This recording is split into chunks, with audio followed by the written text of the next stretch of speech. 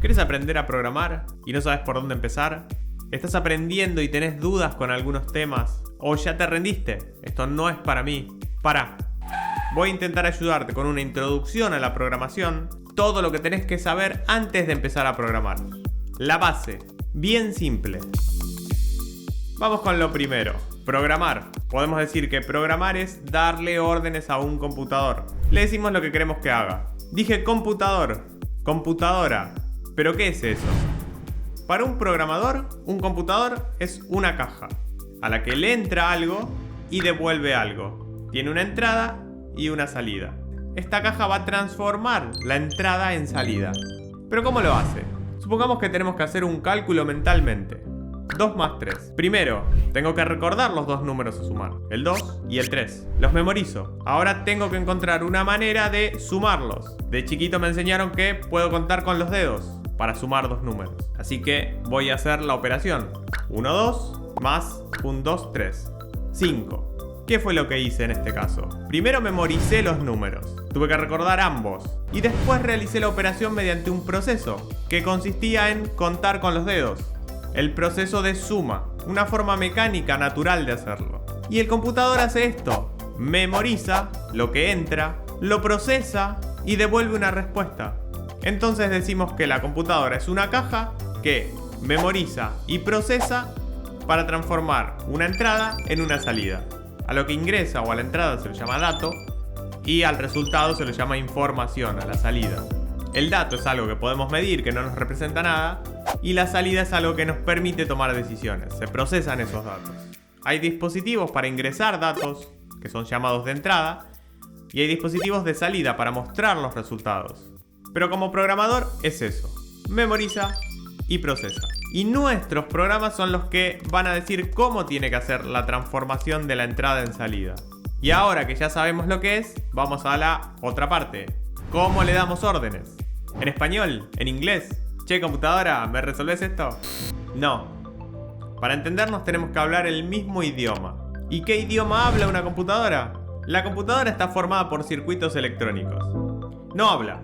Solo puede determinar si pasa o no energía por cada uno de sus circuitos, de sus cables, como una lamparita, prendida o apagada. Dos estados. En matemática existe un sistema formado por dos estados, dos dígitos. El sistema binario, formado por el 0 y el 1. Así que se usa este sistema para representar el paso o no de energía, encendido o apagado. Uno es el 0, el otro es el 1. A cada uno de estos dígitos se los llama bit.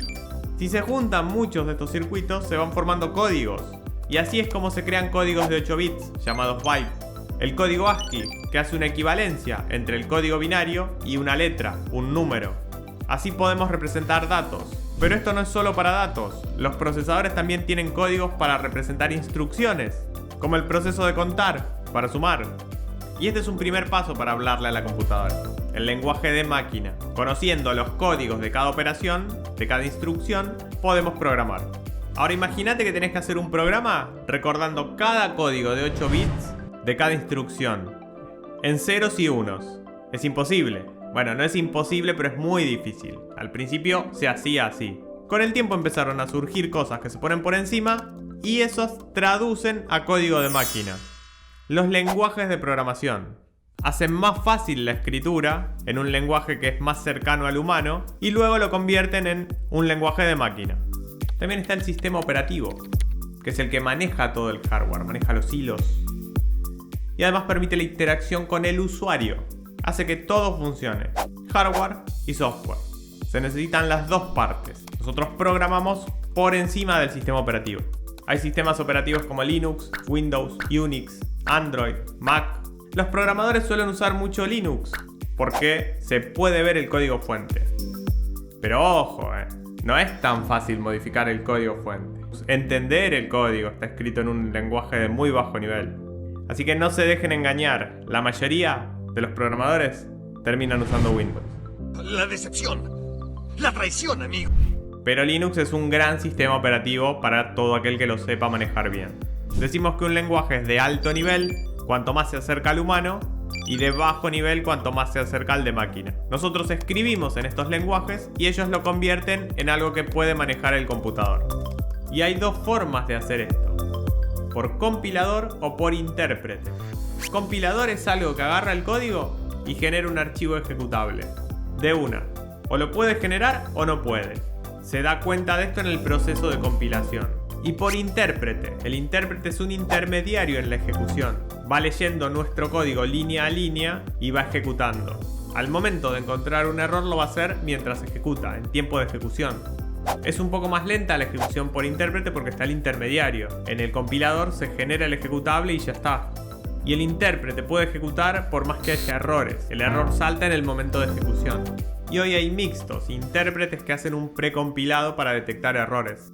Estos son algunos ejemplos de lenguajes compilados y estos de lenguajes interpretados. El caso de Java, por ejemplo, es un lenguaje compilado, pero el compilador no va hacia el lenguaje de máquina que interpreta el sistema operativo, sino que va hacia una máquina virtual, que es la que interactúa con el sistema operativo. Es la que termina ejecutando nuestro código. Todos estos lenguajes tienen cosas parecidas. Hay distintas maneras de escribir nuestro código. Se los llama paradigmas: estructurado, objetos, funcional. El estructurado es la base. Los demás van agregando restricciones, como dice Robert Martin en su libro Arquitectura Limpia. Por eso estructurado es lo primero que se suele aprender. La lógica básica, la forma de escribir. ¿Cómo escribimos nuestros programas? Con algoritmos. Tenemos que escribir un algoritmo. Es la secuencia de pasos que nos permite resolver un problema o lograr un objetivo. Seguro escuchaste hablar del algoritmo de YouTube, de TikTok, de Instagram. En base a lo que ves, te recomienda lo que cree que podés ver. Va registrando lo que vemos, lo memoriza, lo procesa y retorna el resultado, que es lo que cree que queremos ver, la salida. Debemos aprender a escribir esta lógica básica, como una receta de cocina. Es el ejemplo más claro. Poner 500 gramos de harina, poner 2 huevos, poner 10 gramos de azúcar, mezclar, bien específico. No digo poner harina, digo la cantidad que tengo que poner. Debo aclarar todo lo necesario para que no haya confusión. Y debe estar en el orden correcto. No puedo primero mezclar y después poner la harina. Al programar, nuestros algoritmos se escriben adentro de bloques de códigos. Arrancan, tienen un inicio, tienen un fin, para que se sepa dónde comienza y dónde termina. Y dentro de eso está el bloque nuestro, el proceso que ejecuta. Y todos los bloques también deben estar bien delimitados por un inicio y fin. Todo algoritmo se puede escribir con 3 estructuras. Nada más que 3, que tenemos que dominar bien. La estructura secuencial, que va línea a línea, en un orden concreto. La estructura condicional, que me permite elegir un camino u otro, o varios. Y la estructura repetitiva, o los ciclos, que permiten repetir la ejecución de un bloque de código. Conociendo bien estas 3 estructuras podemos escribir cualquier algoritmo. Y además tenemos otros elementos. Vimos que hay una entrada, una memorización, un proceso y una salida. Para guardar esta entrada, memorizar, tenemos unas cajitas que se llaman variables. Esta variable nos permite ir almacenando elementos que podemos usar a lo largo de nuestro programa. Es una cajita en la que guardamos un valor, lo modificamos, lo sacamos, lo vemos. Estas cajitas son de un tipo específico. Una cajita que guarda un valor entero, que guarda un valor decimal, que guarda una palabra, una letra. Ese tipo específico es un tipo de dato que puede guardar la variable. Si tenemos una cajita de tipo entero, no vamos a poder guardar un decimal ni una palabra. Y además del tipo de dato que tiene la variable, del valor que tiene, que es lo que guardamos adentro, la identificamos a la variable con un nombre. Por ejemplo, llamo a mi variable edad. Es el nombre que tiene la variable. Con eso la puedo usar. Le doy un nombre y la uso. A la variable le tenemos que poner nombres representativos. Por ejemplo, int edad.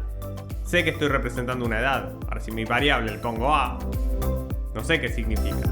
Si estoy en un programa que tiene algunas líneas, no pasa nada. Pero en un programa con miles, cientos de miles de líneas, se hace más difícil entenderlo, y nuestro trabajo siempre es hacerle la vida más fácil a otros programadores, incluso a nosotros mismos, porque tenemos que volver a ver ese código y tenemos que entenderlo. Algo importante, yo digo que la variable es una caja, pero en realidad, en el proceso computacional, una variable es una posición de memoria, en donde se guarda el valor. El tamaño de esa posición de memoria va a depender del tipo de dato que guardemos. Ya tengo mi variable int.edad. Int es el tipo de dato entero, edad es el nombre de la variable. ¿Cómo hago para darle valor a esa variable? Para guardar algo en la cajita, en la posición de memoria. Tengo operadores que permiten trabajar con variables. El operador de asignación, por ejemplo, a int.edad le asigno 20. Quiere decir que estoy guardando el valor 20 adentro de mi cajita edad. Si ahora le asigno a edad 10, estoy pisando el valor anterior y dejándole un valor nuevo. Ya se perdió el 20. Y así como está el operador de asignación, hay operadores aritméticos que permiten sumar, restar, multiplicar, dividir. Operaciones matemáticas. Puedo sumar valores, puedo sumar variables, puedo tener dos variables, las sumo, guardo el valor en otra.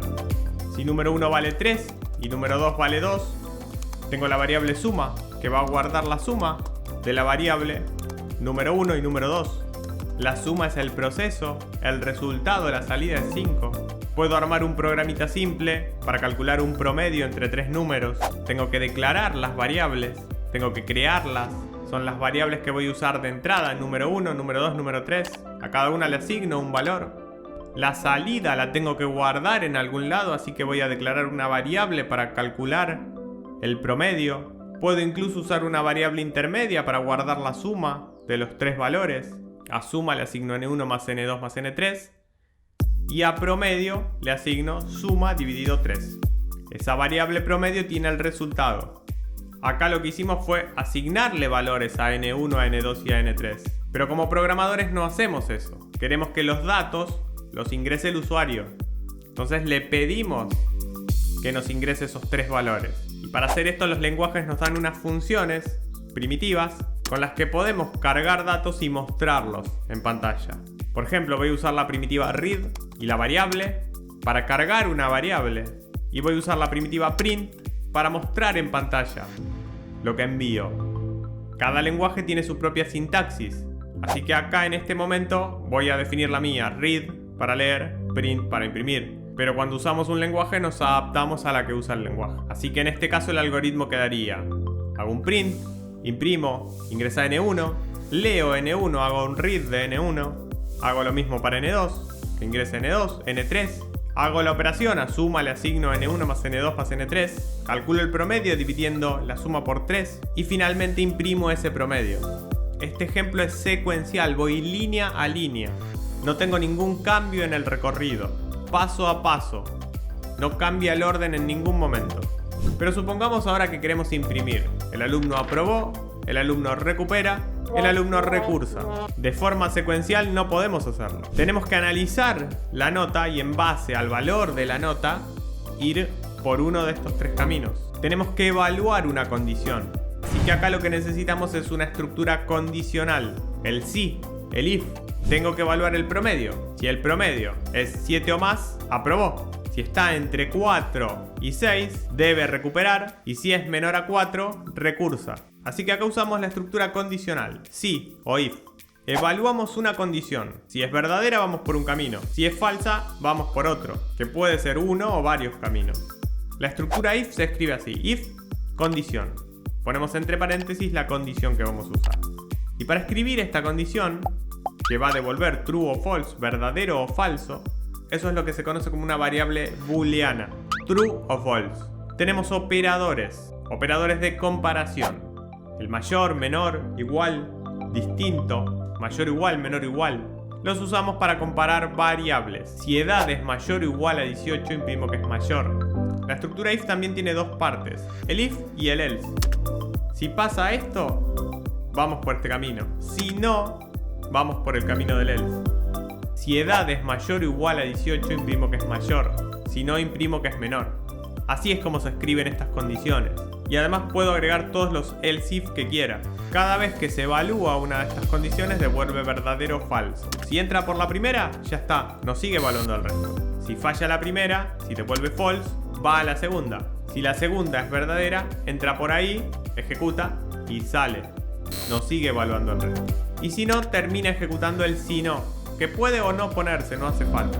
Por ejemplo acá, if nota es mayor o igual a 7, imprimo que aprobó. Si no, if nota es mayor o igual a 4, imprimo recupera. En este caso implica que la nota va a estar entre 4 y 6, porque si no, hubiera entrado por el mayor o igual a 7. Y si no, ¿qué es lo que pasa? La nota es menor a 4. En ese caso imprimo que recursa. Podemos agregar 3 condiciones, usando un mismo bloque if. Algo importante a notar es que debemos encerrar cada bloque if para que sepa dónde empieza y dónde termina. ¿Y qué pasa si queremos agregar más de una misma condición en una misma sentencia, en una misma línea? También podemos hacerlo, porque tenemos operadores lógicos. El y, el and, el or, que conectan dos expresiones, no dos variables, dos expresiones. Y tenemos valores de verdad para estas expresiones. Por ejemplo, podemos evaluar nota mayor o igual a 4 y nota menor o igual a 6. Según el valor de cada una de estas expresiones, vamos a tener el valor total. No es lo mismo si lo evaluamos con i que si lo evaluamos con o. Para el i, si se cumplen las dos, es verdadero, porque las dos son verdaderas. Y si alguna de las dos no se cumple, es falso. Entonces, si usamos un if, incluyendo estas dos condiciones, solamente va a ingresar ahí cuando las dos sean verdaderas. En cambio con el or, día es sábado o día es domingo y quiero imprimir estoy en fin de semana, con que alguna de las dos sea verdadera, la expresión total es verdadera. Ahora, si las dos son falsas, el or va a devolver false. Y ahora tenemos que ver los ciclos. Los ciclos son estructuras que nos permiten repetir la ejecución de una o varias acciones. ¿Para qué nos sirve repetir? Bueno, por ejemplo, podemos pedir al usuario que ingrese varios datos, un legajo de empleados, también para recorrer una serie de elementos. Es una de las estructuras fundamentales que tiene un montón de aplicaciones y se usa todo el tiempo en programación. A la hora de repetir, debemos pensar qué es lo que tenemos que repetir, cuáles son las instrucciones que debemos repetir. Por ejemplo, puedo pedir al usuario que ingrese números e ir sumándose esos números, ir acumulando los valores que ingresan. Si pongo estas dos instrucciones, read número y sumar número, y lo meto adentro de un ciclo, se va a repetir eternamente. Así que lo que debo pensar es cuántas veces se tiene que repetir este ciclo. Y para eso tenemos 3 tipos de ciclos. El ciclo mientras, while, que depende de una condición. Mientras se cumpla la condición, se va a repetir el ciclo. Analiza la condición, si se cumple ingresa al ciclo. Y cuando sale la vuelve a evaluar para ver si tiene que volver a ingresar o salir. Es importante que dentro del ciclo cambie la condición porque si no nos quedamos siempre ahí adentro.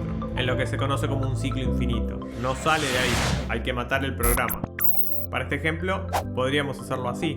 Primero leemos número. Mientras número sea mayor a 0, sumo y vuelvo a leer. El ciclo se termina cuando el número ingresado sea menor o igual a 0. Puede pasar que el ciclo no se ejecute, si al leer número no se cumple la condición. Si queremos que se ejecute mínimo una vez, tenemos el do while. El ciclo do while, hacer mientras. Primero hace, después pregunta. Garantiza que mínimo se ejecuta una vez. Ejecuta, cuando termine evalúa la condición y si se cumple, vuelve a ingresar, si no, sale. Pero la diferencia con el ciclo while es que una vez se ejecuta. El while quizás no. Para el ejemplo, leo número, controlo que número sea mayor a 0 para sumar y agrego la condición al final. Y el for. El ciclo for se usa cuando sabemos la cantidad de veces que se ejecuta. Tiene una variable que actúa como contador. Va contando la cantidad de veces que ejecuta. En algunos lenguajes se lo modificó el for para que también dependa de una condición. Por ejemplo, ingresamos 10 números. Entonces usamos un for de 0 a 9. Con el for podríamos hacerlo así. Usamos un for i de 1 a 10. Lo importante es que para repetir tenemos estas 3 instrucciones. Podemos usar las 3. Para todo ciclo, las 3 se aplican. Pero según lo que tengamos que hacer, uno se va a adaptar mejor que el otro. También tenemos sentencias para salir de estos ciclos. Por ejemplo, la sentencia continuar, continue, permite saltar a la siguiente iteración. Y la sentencia break permite salir del ciclo, directamente. No son recomendables porque rompen el flujo natural del ciclo, pero se usan. Funciones. Vimos varios ejemplos de programitas que tenían unas pocas líneas. Pero a medida que agregábamos cosas, empezaba a crecer esa cantidad de líneas. Imaginemos un programa grande, como un Word, un Excel. Son millones de líneas de código. Imposible de manejar si no se organiza de alguna manera. Para solucionar este tipo de cosas tenemos algo llamado función. Una función la podemos ver como un bloquecito de código que hace algo. Y sigue la estrategia de divide y vencerás. Tenemos una tarea grande, difícil, y la podemos dividir en tareas más pequeñas, fáciles de resolver.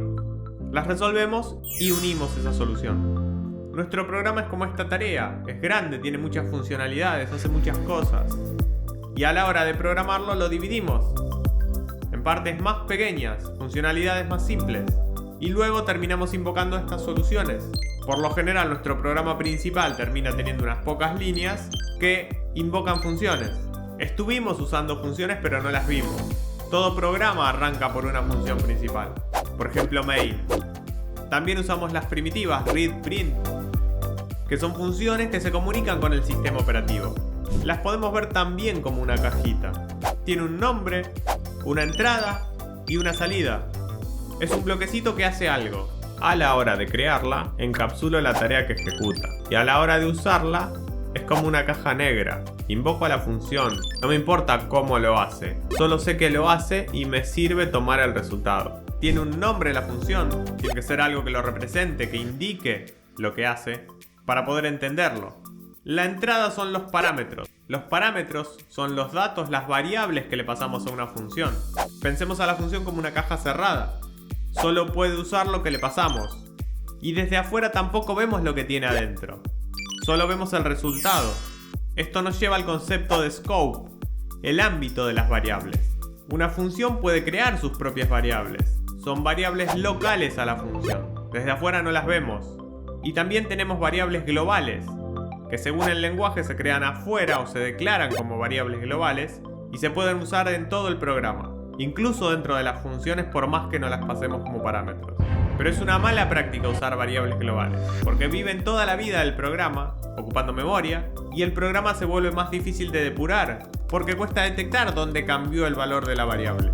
Así que nos olvidamos de las variables globales y pasamos parámetros de entrada a la función. Y la salida, el resultado que devuelve un solo resultado.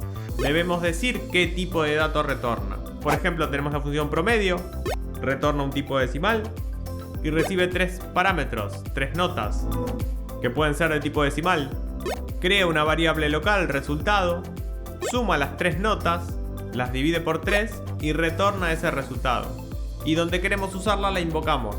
La invoco con el nombre y pasándole los parámetros. Y la puedo usar las veces que quiero. Ventajas de usar funciones. Supongamos que tenemos este bloque de código. Promedio Juan, nota 1 de Juan más nota 2 más nota 3, dividido 3. Promedio de Luis, nota 1 de Luis más nota 2 de Luis más nota 3 de Luis, dividido 3.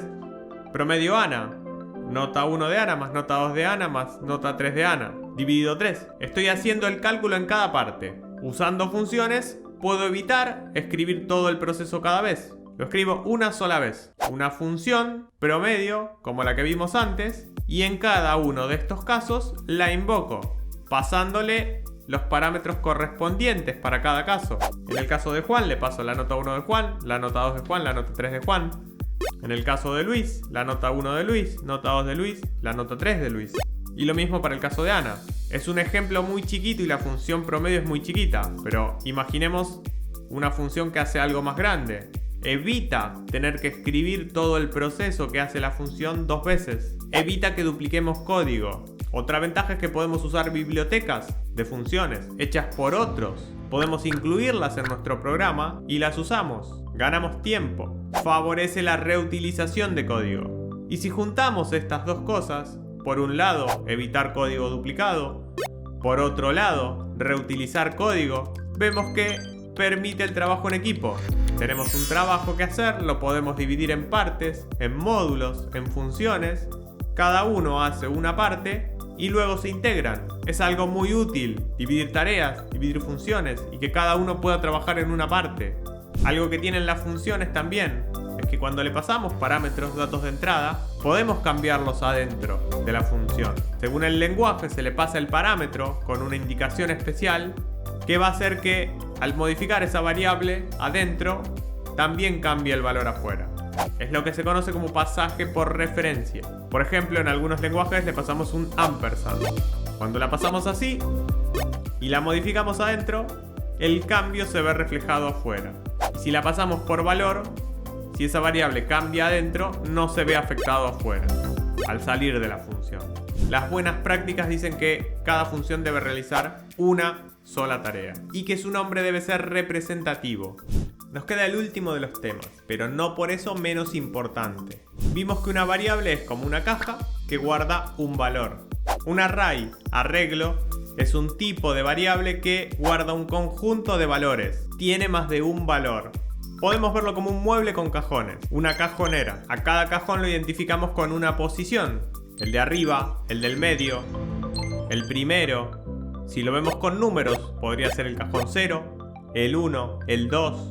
Podemos verlo como si fueran filas, fila 0, fila 1, fila 2. O sea, para acceder a cada elemento del vector, usamos un índice, la posición.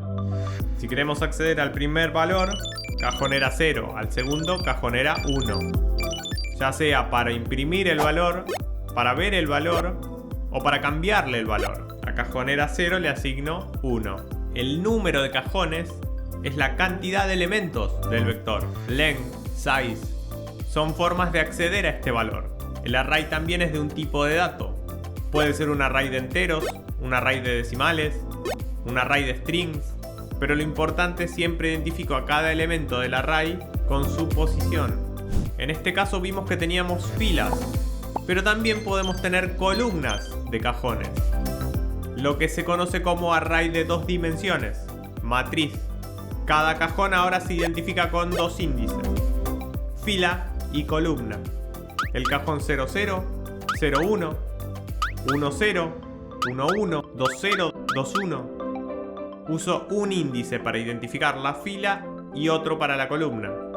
Cajonera 00 le asigno 1 o print cajonera 00. La dimensión es la cantidad de índices que necesitamos para identificar un elemento. Una dimensión también se lo llama vector. 2 dimensiones, fila y columna, se lo llama matriz. También hay matrices de 3 dimensiones, que las podemos imaginar o ver como un cubo.